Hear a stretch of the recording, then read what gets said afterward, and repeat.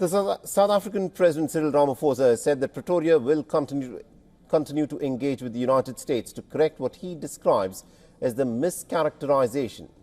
This in the backdrop of the Trump administration accusing the South African government of bringing in what the American government says are racist laws and is blocking aid to the country.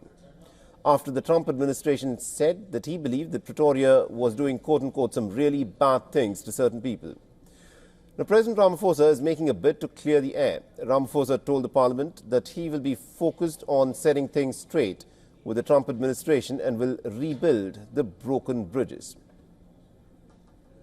We will continue to engage the United States of America and other stakeholders to correct this mischaracterization and to ensure that we restore ties between our two countries.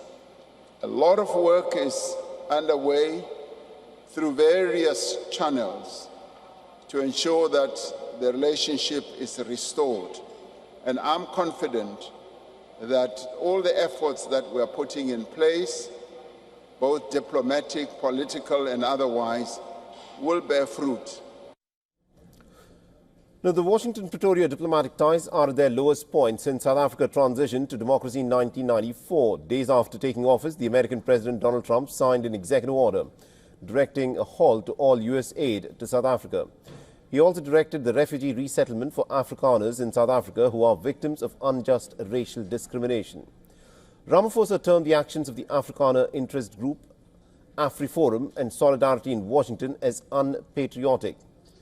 Representatives of AfriForum and Solidarity had met with members of the Trump administration and submitted a list of recommendations. Ramaphosa lashed out on the move, blaming them for the U.S. actions. I have expressed my concern and my disappointment at what AfriForum and Solidarity have been doing in spreading misinformation about their own country in the United States. And I regard that as being non-patriotic, because when you are a patriot of a country, the best you do is to resolve the problems or issues you have in country rather than begin to damage the sovereignty of your country by running off to other countries and expecting them to take action against your own country. Now, South Africa's government of national unity that was formed after the ANC's electoral losses May last year has been plagued by contradictions since its inception.